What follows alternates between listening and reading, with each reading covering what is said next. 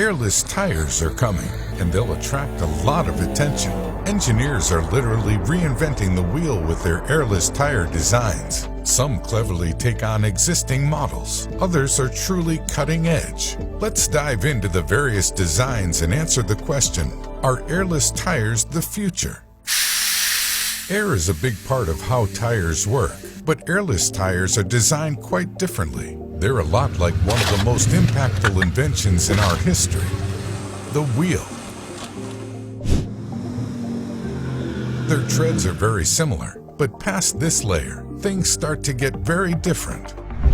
Right below the tire's tread is the shear layer. Shear is the ability of an object to handle strain under pressure. It's tough to design this part of an airless tire, as stiffness and elasticity have to be balanced out. Tire makers achieve this by cutting away at the shear layer strategically, with the most successful designs featuring alternating diagonal spokes. These ribbed spokes serve the same function pressurized air does in a regular pneumatic tire. This all sounds good in theory, but how well does it work in practice?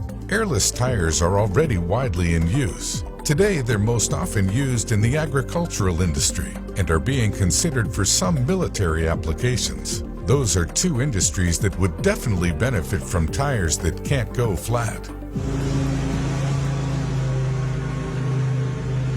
Most airless tires you see today are manufactured by Michelin. Their first attempt at the airless tire, the Tweel, actually hit the market in 2005. Today it is primarily used on slow-moving vehicles such as lawnmowers, small construction and agricultural machines, military off-road vehicles, or fitted to loaders such as the Bobcat.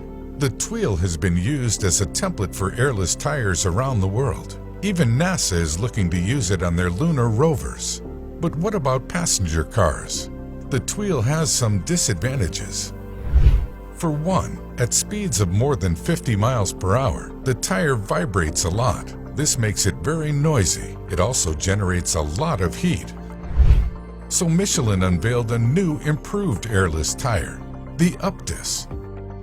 It is made from a mixture of rubber and a blend of flexible fiberglass. It also features a different arrangement of spokes. As a result, Uptis can handle much higher speeds than the Tweel without overheating or becoming unbearably loud.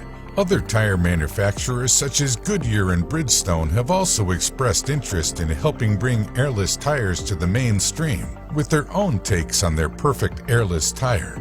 On the other hand, companies like Hankook are pushing the boundaries of what can even be considered a tire in the first place. They've joined forces with a university to create the HPS Cell. Their concept car includes an airless tire that can sense road conditions and change tread patterns on the go using a variable wheel design.